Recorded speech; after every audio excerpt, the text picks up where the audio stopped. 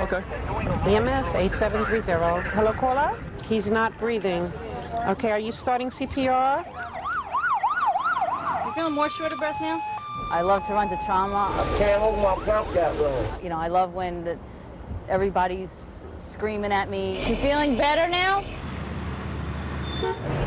This is the neighborhood. This is where I started 11 years ago. Hold the cloth on there. Hold the cloth. Hold it. You have civil rights. No one can force you to do anything. Every day, I've been doing this job every day, almost every day of my life for the last 9 years. And I love it. Okay, now when you say out of it, what do you mean? What hurts, sir? Relax, relax. We're trying to help you here. This is not a job for everybody. Losing fib now. This is not a job to get rich or stuff like that. Calm down. Everything's going to be okay. We're the doctors of the street. That's what we are. We got a call, so just trying to take a breather for a second. We've been going again. In the 5 boroughs of New York City, teams of EMS workers rove the streets. 473 8-hour tours each day. You know why we eat like 30 packs of Rolaids a day? This is why. God, that's what I really have as a diet is Rolaids, because they're portable. Paramedics Debbie Perez and Kathy Ganshi are on duty in Harlem, responding to jobs as the radio calls. It's a really good sandwich, anyway. I wish I was having time to chew it and swallow it instead of inhale it. They begin at dawn. Now it's afternoon, and the paramedics try to sneak in a lunch break. But as usual, duty calls. Hey, what's up? In here? This guy? Outside a store in Harlem, Debbie and Kathy respond to a call for an unconscious male, an apparent drug overdose. Jesus, did he just puked? Is that what it is? Oh, wait, I need some of those. His legs are swollen. Across town, a motorcycle on the West Side Highway is clipped by a passing car. Somebody gotta grab the front. Just keep that thing out of my face. That's all I ask. He looks really up. Let's get him out of here. His color looks like No, we just need to let this guy's going right away. Is he seizing? Yeah, you can't let you stay out of it. All right, let's get out of here. 1, 2, 3. Oh, God! I don't know what stung me. Okay, we gotta look in the light. It was in my shirt, and I just grabbed it. It's not that bad, though. It's not It's that just bad. my fingers. Do me a favor, okay? Your fingers are tingling because you're hyperventilating. New York City EMS is the busiest ambulance service in the world. But of the 4,000 calls they respond to each day, just a fraction are life and death. Now sit up, please. Turn around, sit on the edge of the bed, and take a blood pressure. I know you're scared, but it doesn't look bad. No, because I have asthma. You have So asthma? when I got stung, Okay. It hurt. And then What's the last name? I started choking. Okay, relax, guy. Talk to me, guy. What's your name? John. John, do you know where you are now? In the hospital. They call it the golden hour. If EMS can get John into surgery within an hour of the accident, he stands a better chance of surviving. John, you're gonna be all right. I'm gonna have you in Bellevue in a minute. Sorry about all this commotion. Just trying to get you there quick. You're gonna be okay. Got me? What happened, guy? I hit the wall. What happened to me? Yeah! Easy, guy. Easy. No! Take this. Marty, did you just kill the pain? Where I'll go kill the pain. As soon as you get to the hospital. I got no feeling in my right leg whatsoever. No, it's okay, guy. You're supposed to be feeling that right leg at the moment. Why? Because it's stabilized. That's why, guy. Could you move your right ankle? Okay, your left one. Could you move your right one? Excellent. You gotta slow down the breathing, Darlene. Okay. All right. It's not asthma. You're fine now. You're not wheezing.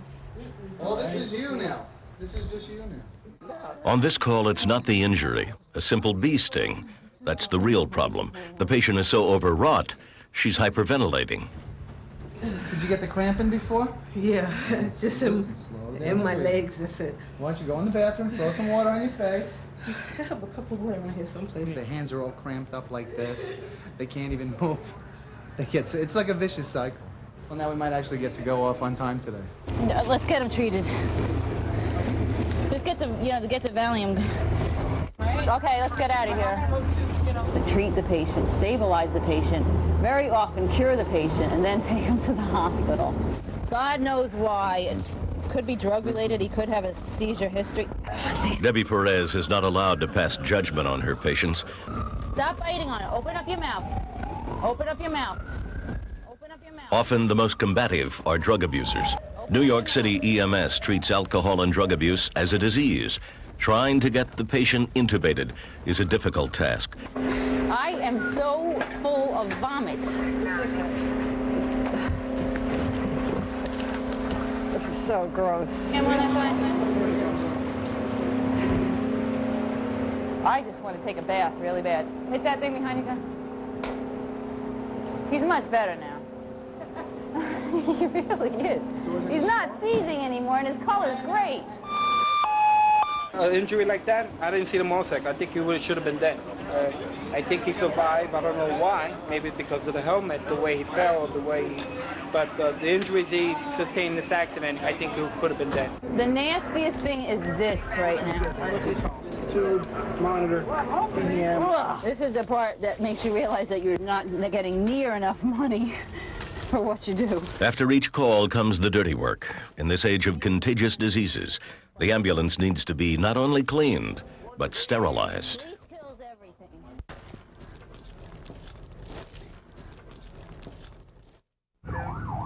For New York City EMS, every call is not a life or death situation. In fact, of the 1.3 million calls every year, just 400,000 are classified as serious. Cardiac arrest, choking, shooting, stabbing. The balance, 70% of all calls, are not life-threatening. So I spoke to Sheryl. She just told us to sit here and wait for a report from bomb squad, find out what's going on. A report of a bomb in the subway puts ambulances on standby, waiting for injuries that most likely will not occur. Did ESU get an idea? Briefcase down in the subway. Are they going to x-ray it and find out? Yeah. We'll talk to Scott down. Even though it's coming over as a minor burn, you never know until you get there what it is. So we always go lights and sirens. Cops routinely turn problem street cases over to EMS for medical reasons. It's a bureaucratic passing of the buck. But EMS can't turn its back. When called to a scene, EMS must examine and assess patients and usually take them to the hospital. That's the rule. I was sleeping, and I thought that the open door, the doctor was going to see me on my hand, and I get to eat when I go in. But then when I went in, this lady named Miss Maud, she got mad at me and started arguing with me and told me to get out. And I said I couldn't see the doctor. After being refused medical treatment or food at a drop-in soup kitchen, this homeless girl finds herself in the hands of EMS. So the police, they called the police, and the police called the ambulance for me. And they said they won't take me to the hospital. The fire department gets called for garbage can fires too, so we just gotta sort of take it all in stride. I haven't seen her hand. They say it's pretty infected, so she probably needs some antibiotics, and she probably does need treatment. But lots of people won't help themselves. You gotta force them. Okay. Funny thing is that it's probably just some poor guy that's working at Wall Street now. He gets off the train and he goes, Jesus Christ, where's my briefcase? That's it. Oh, just left yesterday's trading stocks in it. That's probably what it is. If it had been a bomb, if it had exploded, EMS would be on the scene to treat the wounded. But today, it's a waiting game that ends as a waste of time. Just a commuter that forgot his briefcase. Package has been properly identified. The scene is secured, no injuries to report. All units are being released back to 911. Beautiful. I need an ambulance because I got calluses on my feet and I couldn't walk. What was the main problem today, the food or the hand? The food and the hand, both of them. They wouldn't feed me in the open door either. So you're going to the hospital hoping to get a little something to eat? Yeah. It's a problem because, you know, we're tied up on this woman who doesn't need an ambulance, who has a problem, but doesn't have a life-threatening problem. And while we're jerking around with her, you know, someone in the same neighborhood who may be choking or having a heart attack doesn't get an ambulance. And then when we do get to them, they're angry, and understandably so. You ready? Adam Brynes is an 8-year veteran of EMS, a trained paramedic working out of Station 13 in Midtown Manhattan.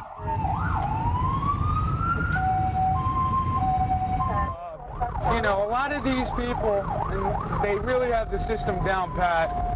And what they wind up doing is saying, yeah, he's not breathing, his heart's not beating, I think he's dead, when meanwhile he's just intoxicated and passed out on the street in front of, you know, someone's restaurant, someone's home, someone's business. And these people call up because they want them removed. So we wind up turning into like a human sanitation. In New York City, there are more homeless people living on the streets than in some small cities. 10,000 according to the Coalition for the Homeless, and EMS is their de facto healthcare provider, day and night. Let's go see what kind of a patient we have. It's an intoxicated male. He's homeless. He usually goes around. He's got a wonderful card, assortment of his things that he collects on a daily basis. But we have to ascertain, now we're in a position, we have to make sure that he's alert and oriented. Usually they're not when they're intoxicated. If they're not alert and oriented, they have to go to the hospital. It's a liability for the city, it's a liability for us. Oftentimes, the patients who most need help don't want it. Called in the business RMA, refusal of medical aid, and AMA, against medical advice. This is when the real test of curbside manner begins. Let me ask you a question. You want to go to the hospital with us? I didn't think so. Yeah. Born with a history of seizures. Really? How many years you been drinking? Since 1940. Adam must convince this homeless man to leave his shopping cart behind, often a delicate negotiation, before they can take him to the hospital. Mr. Baker, did you eat today? No? What was the last meal that you ate? Yesterday morning. Yesterday morning. You sure you don't want to come to the hospital? We'll get you something to eat. We'll... What am I going to do with my wagon? With your wagon? Well, I can't take it, so... Once called, EMS must transport a patient to the hospital, unless a doctor on staff at EMS determines that a patient doesn't need medical treatment and gives the okay. Is undomiciled, has no contact. Hey, for the park, Bobby. Besides being just generally adamant about going, he is concerned about his property, which is all contained in a shopping cart with multiple bags tied to it. He has nobody that can secure his belongings, so he's concerned about it, it being stolen or taken by someone else. Yeah, we don't want to have another seizure on the street and something will happen to you. So listen, we're going to take care of that cart. We'll put you into the ambulance. We're going to take you to the hospital. Yo, you get the stand chair, please? Ooh, you know what? You got to be here in case you have another seizure. In your chair, you're just going to fall off. Disregard the RMA. We are in the process of putting him on a stretcher right now. Thank you very much. There's nothing as magic as street medicine. There's nothing like it. And you can't beat it as a doctor in the emergency room or as a surgeon. There's nothing like being somebody's house with that, your bag of tricks, and all of a sudden, a person that was drowning in their own fluids is thanking you and, telling you, why do I have to go to the hospital now when they should have been dead 10 minutes ago? And that is why we're still here. That's magic. This is going to be the projects. Oh man. So walk up. What? Yeah, I'm gonna get named for it now. Most of the residential buildings outside of Midtown Manhattan are walk-ups. Elevators are a rare luxury. Is there an elevator here? Why should it be any different?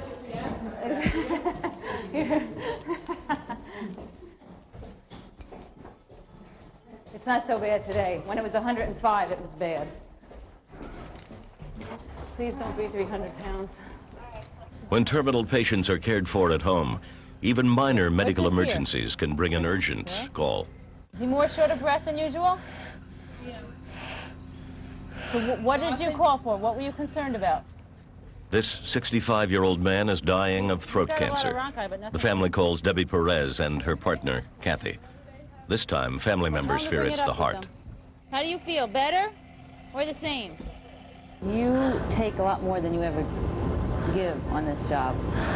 And even though you give a lot, you're taking so much more. No, we just need a chair. We're just going to carry him down a chair. He'll be better sitting up. We can't lie him down.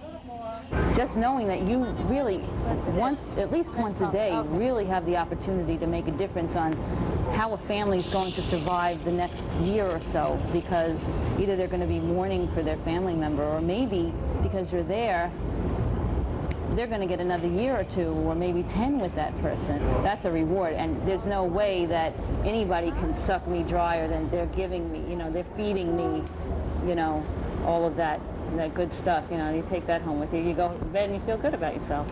Taxi, clear the right lane, please. 13 Vic, 88. Grand Central Station sees more than 100,000 commuters each day. Rarely a day goes by without some sort of medical emergency. 79-year-old cardiac difficulty breather, possible history. So, we'll know when we get there, that's for sure. Trackside, a businessman has just passed out. His history of cardiac problems has EMS paramedics very concerned. I just want to advise you, I would like to start an IV, so that in case something happens on the way, we can correct your condition, okay? So you're feeling better now than you did before? I feel better than I have in weeks. Have you really? Yeah, I think it's the oxygen. Well, the oxygen... Actually, that's helium. That's you have a good day, Anthony. Okay, you too. Hope you feel better, sir. Thanks a lot. I'll speak to you later. So you guys, as usual, perfect job. How you feeling? I'm feeling great. Beautiful. That's what we like to hear. Just ask this gentleman, should I try and get sick for the... No, you should feel great. If you feel great, you should feel great. No, Benny, look, it's better that you look great. Okay. You were sick before we got there, and now you're feeling great. That's the important aspect. Right straight through here. Yeah. In a life or death job, EMS workers spend hours, even days, just helping out. Tied up, juggling free rides to the hospital with a gunshot or serious injury. It's a system pushed to the limit, and some fear the pressure could prove deadly. The days are busy, the nights even busier. As the sun sets over New York City, the medics based at Station 22 in the South Bronx find a rare quiet moment in the late afternoon.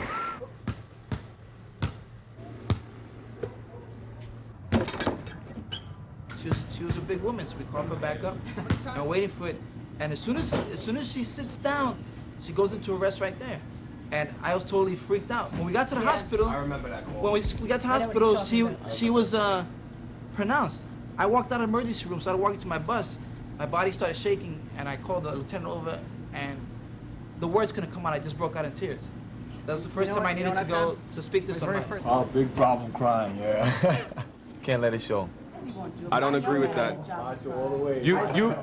You get a child who was struck in a baby carriage because the mother was going from between cars and the baby carriage was struck by a car, and now you have a baby who was in cardiac arrest, and you work up that baby. I mean, you're sitting there and you do everything that you possibly could do to the extent of all your knowledge, and then later to find out that the baby died. That's going to take some out. That's definitely going to take some. My very first week here, I did a guy who was hit by a train, right? And I came and I was like, brand new, And go down, the guy's hit by a train, and I think he had a severed arm. And a cop picks up the arm and says, looks at the watch, says, takes a lick and keeps on ticking. And I was like, I couldn't believe he was joking. And then later on, I found myself making jokes in similar situations. And what I found out later was the people who joke the most on the outside and act like it's not bothering them at all are really the ones who are bothered by things the most and are shocked the most. You're trying to tell us you're sensitive. I'm a sensitive guy. There's a police car right on the corner, so we're going to check with them, being it came in. Lieutenant Mark Stone is a patrol supervisor with EMS. He began as a volunteer technician on the street, but as the service has grown, rank and supervision have added levels of brass. During rush hour, it's really tough to get through traffic, just because there's so many vehicles in New York. You know, the non-caring portion of it. Everybody's in a rush in New York. New York is not Florida, where people like my father do 20 miles an hour in a 50-mile-an-hour zone. In New York, everybody is in a rush to get where they're going, so if they could get in front of an emergency vehicle. Today, Stone patrols in a GMC Jimmy, checking out calls and helping as needed. So now we're off to a report of an auto accident with injuries. Don't know how many injuries, don't know how many cars, but it's just a reported auto accident. SOD Frank, get me on the scene. EMS classifies this kind of low-speed auto accident as low risk. The front fender of a passenger car is clipped by a passing truck. But if the passengers complain of neck pain, as these did, they must be immobilized and transported to the hospital. Insurance companies will have to thrash out who's really at fault. Big truck just came out of nowhere and just smashed us and kept on going. I went to take off, and there he was. Traffic was dead standstill. Next thing I know, he's right underneath me. Well, both of them are complaining of neck and back injuries. It's a low-speed accident. It's not a high-speed accident. So we're just going to immobilize them with a cervical collar and backboard, just precautionary. SOD Frank, Manhattan. SOD Frank. Oh, we have two patients, both require immobilization. The BLS only has one backboard. Is it possible I can get another backboard to my location? Member of, got it. Both complaining of neck, left side pain. I got some collars on already. You're gonna need a bigger than a regular collar for the one guy. He's a big guy. Okay. All right, I'll give you a hand. Yeah, the guy in the passenger seat. The other guy claims that he might have rubbed his face on the tire. I don't know if that's true or not. So, I'll check it out. All right? 1, 2, 3.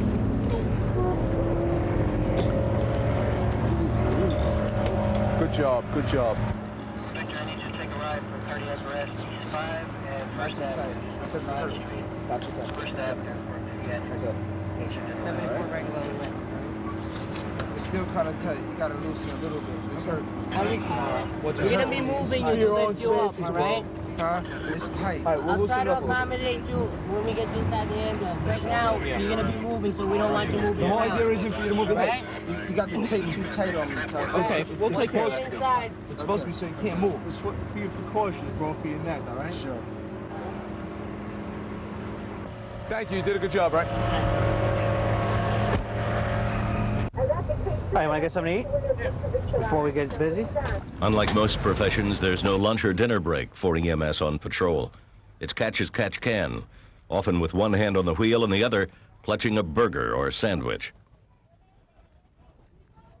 What are you gonna eat? At least 2 of them.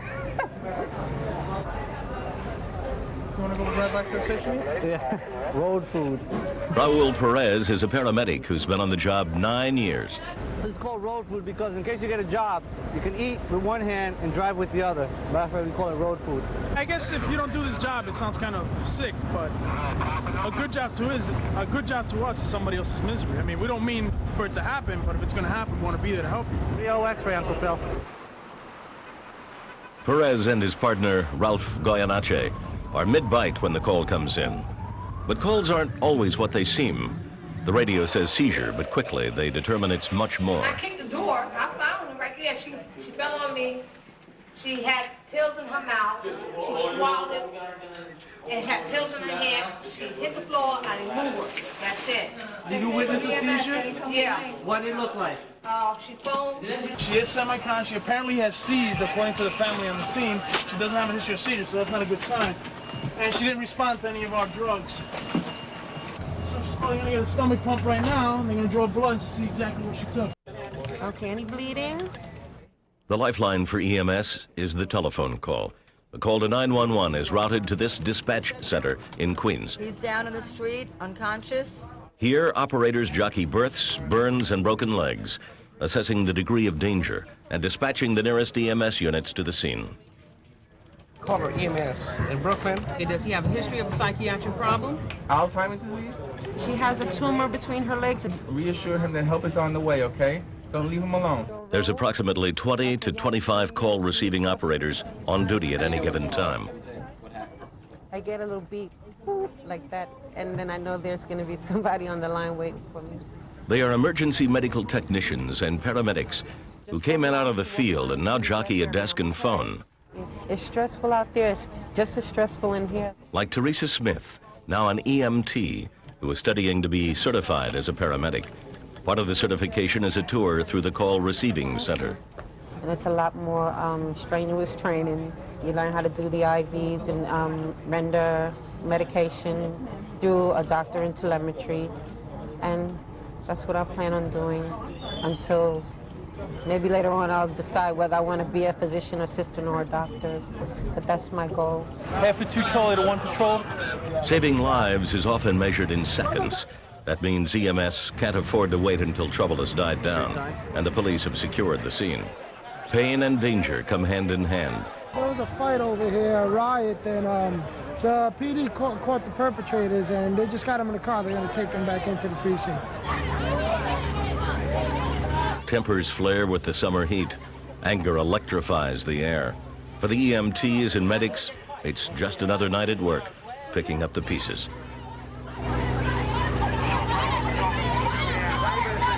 Even the children are taking in the excitement, the violence. It's hot in the city. Too hot to sleep. Anybody who's just out having a good time. And you're normally instigated by that. Somebody says something somebody doesn't like, and that's how it'll kick in. All right, take some deep breaths. Take some deep breaths. I'm trying to get you an interpreter, somebody that speaks either French or Arabic. What happened? What happened? Okay, stand by, interpreter. Okay, we have somebody that speaks French over here, okay? Hold on. Stop screaming so you can hear the gentleman. Khadijah, okay. Ask her to try to calm down, sir. No, don't start yelling with her. Talk to us.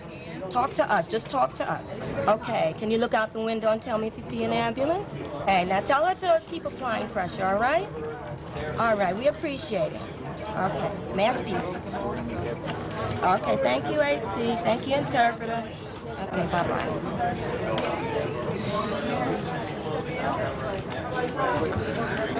Woo! She was screaming at the top of her lungs. I could barely understand her, neither could the police operator understand her because she was screaming so loud and she was hysterical. 50 Anthony Avenue with a male in the street. After the 1013 that was here. Can I get an RMP up here? There's a bunch of them on the scene. The crowd's getting a little wild. The back. Where in the back? Right here. Sit up. Come on, man. We gotta get out. I can't do it. No. Sit up. Go right there. I can't do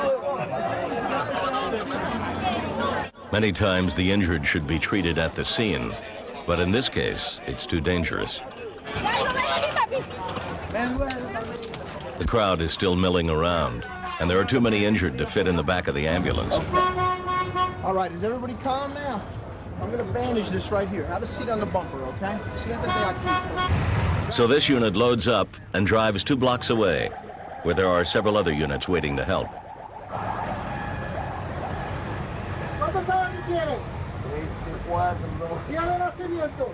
You can move your foot. Can you bend it? You can't bend it. Come on, guys. Jump up. The guy with the bandage is the one with the stab to the shoulder. It's minor. The guy with the with nothing. Not a problem. We got it. This guy just got maced. All right, we'll take care of it. Papa, this way. I know. Don't worry about the fight. Across town, another gastronomical pit stop, as Pete DePrima and Rich Hall have a slice of pizza during a quiet moment. What the hell is pizza, man? What's on it? 3 bites in, the radio comes to life. A curbside call, a car in the Bronx with a passenger in trouble.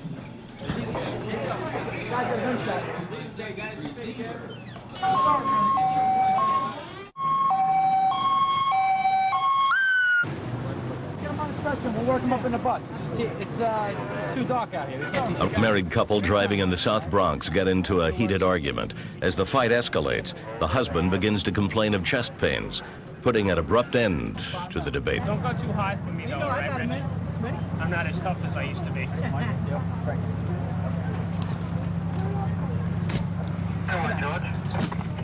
This is such nonsense, right? This wasn't like all day. This happened just as you were arguing? Yes, sir. Okay, great. You don't have to call me sir. My name's Peter. All right. That chest pain going away at all, or is it still there? You want to go get on the doc in the box and get some nitro on morphine? Try to push the morphine, and we'll give him like 3 and see how he tolerates it. Okay. See if we can get him out. You got it. Get on the phone. Stress is a killer, EMS workers preach, as the pizza burns a hole in their stomachs.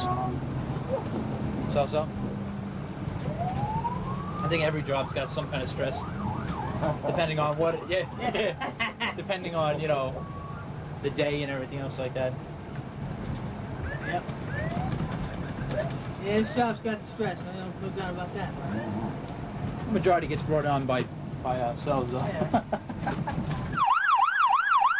Come, just put the guy on too, you got it? I got the race. You got it? Coming. All right, guys. Yeah, like, we stabilized a little bit. I mean, he's not throwing as many PVCs, I'll tell you that much. Outside, it's dark. Inside, the fluorescent lights burn brightly 24 hours a day. One day becomes another. The phone rings. Help is dispatched. The shift changes. But the phones are always answered. Is he violent, madam? Okay, did you fall or something? Does he have any weapons on him? Well, we don't think of it as hours. This is something that you have to enjoy doing. It can't be just a job to you. If you don't enjoy doing this job, you have no right of being here. I understand she has cancer. He haven't used a drug for 3 days, so he's not high on any drug. He just feels sick and he wants to be detoxed, right? He's having bad stomach pains. Yeah, She's gonna have the baby now. Is the baby coming out? Can you see the baby? No. Okay, but she's telling you to call because she's having bad stomach pains? Okay. AC, know the child caller, please. Do you know if your mommy's bleeding? She's bleeding? Is she bleeding a lot? Are you the only one at home with your mommy?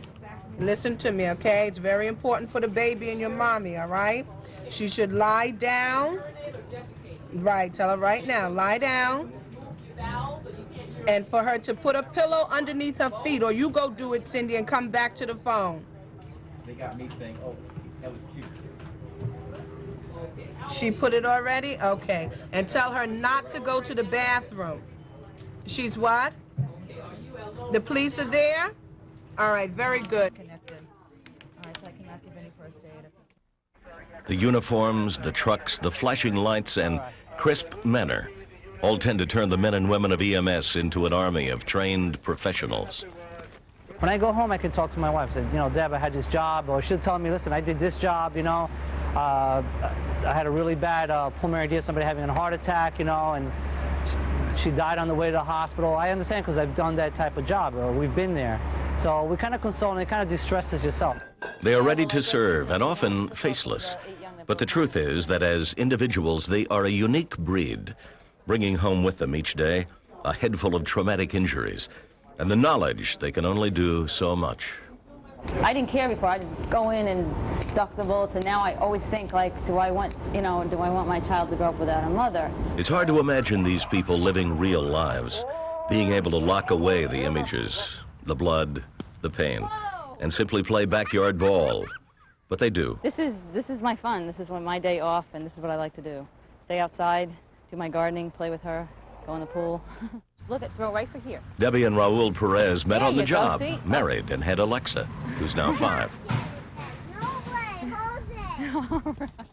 People say, oh, you know, when I go home, you know, the job stays there, but not on this job. See, he had 9 Victor written in the dirt, and I wrote socks underneath it. So then he got mad. This is him getting really mad. You know, going from doing nothing to could be, you know, 3 people shot or a baby in cardiac arrest.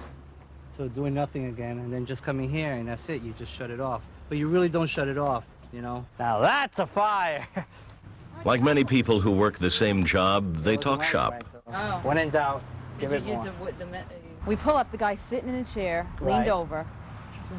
He was so white that we jumped out of immediately. We knew that this was a real job. He was white as a ghost. So then Kathy and I go over there. He is covered in vomit. As we're getting him into the bus, he starts seizing. like goes into stat ep. Yeah. And you know, we treated him with Valium. We got him to stop seizing and everything. But the hospital, they found like this mix of stuff, you know, that they use to check the quality of drugs. It's like that liquid, but. That's mostly for cocaine, then. Yeah, that's what I thought was cocaine. That's why I said that's usually for checking the quality of cocaine. But they're saying, no, it's a heroin overdose. But his pupils were dilated. They can't be, you know. Yeah, and I told them, but it seemed like it was PCP. Wait a minute, honey. Wait a minute. I'm talking to Daddy, so you have to wait. Alexa, Mommy and Daddy are talking. I'm talking about, remember the job I told you about the man that threw up all over himself?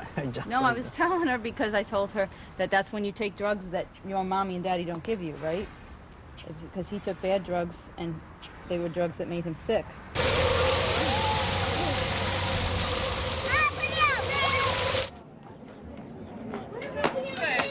It makes you feel good when you transport the patient, get them to the hospital, and get them alive there. And that's a great feeling. And afterwards, you could talk to them. And the most is when the person comes out of the hospital, I mean, that's the most adrenaline you could get out of this call. And hopefully this man will be walking out of hospital soon and he'll be okay and go on with his life. How many times do you find someone that you've treated a couple of dozen times in the past, at least once a week, who isn't breathing from an overdose? And once you get them breathing again and you give them a little Narcan to kick in their respiratory drive, the first thing they do is look at you and they say, oh, why'd you take away my high? We get no respect. The EMS gets no respect. Everybody thinks we're an ambulance driver. They don't know how technical we are, how advanced we are. Now, they don't realize that I could do everything, just about everything an emergency room can do in the back of my ambulance, and less the time, half the time that they do it, we could do it. Raul Perez is like many other EMS workers. His passion for the job drives him to excel. If he can, he'll cure you on the spot.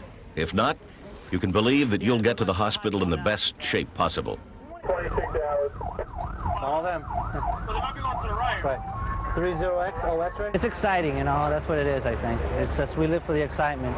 And hopefully we go home every night. That's the biggest thing. So do your job and go home in one piece, you know, and enjoy your family. And actually, I think in this job, you enjoy your family more because you get to see the bad things of the city, you know? So when you go home, you appreciate what you have a little more. You know, my daughter gets kisses every night, a little more than I guess other people do. And Adam Brynes, whose 8 years on the job were mostly thankless, gets his 15 minutes of fame after a particularly sensational call. We're honoring New York City Emergency Medical Service paramedic Adam Brynes for last Saturday's rescue of 4 civilians who were injured in an elevator accident at the Empire State Building. I want to thank and congratulate Adam for his tremendous courage in the face of great personal danger to himself. 80 floors up and in complete darkness. What he did was to risk his life to rescue 4 civilians. He's a perfect example of the type of courageous work our city's EMS workers perform each and every day. I just wish that every EMT and paramedic in New York City EMS could feel like I do now, because they all deserve it. Thank you. But for all of them, the emotional impact of what they do keeps them coming back for more. When I leave home, I have to really make sure I say goodbye, you know, because you just never know out here. Either you're going to get, you know, like crash your bus or get run in with the wrong person or get hurt, or it's a risky job. You just never know if you're really truly going to come home. So I always like make sure I say goodbye. I see this as a career, but everybody that does this for as long as, you know, I have and as long as my partner Les has, you know, your body takes a toll. I just like being on the street. That's how we all term it. We want to be on the streets. Whenever they threaten us with dispatching or some office job, we just all do everything we possibly can to get out of it because no one wants to be inside. You know, we get paid the same amount. It's even easier. But we're not on the street, you know? This is the neighborhood. This is where I started 11 years ago. Hold the cloth on there. Hold the cloth. Hold it. You have civil rights. No one can force you to do anything. Every day, I've been doing this job every day, almost every day of my life for the last 9 years. And I love it. Okay, now when you say out of it, what do you mean? What hurts, sir? Relax, relax. Is he more short of breath than usual? Yeah. So what did you call for? What were you concerned about? How you feeling? I'm feeling great. Beautiful. That's what we like to hear. Just ask this gentleman, should I try and look sick for the... No, you should feel great. If you...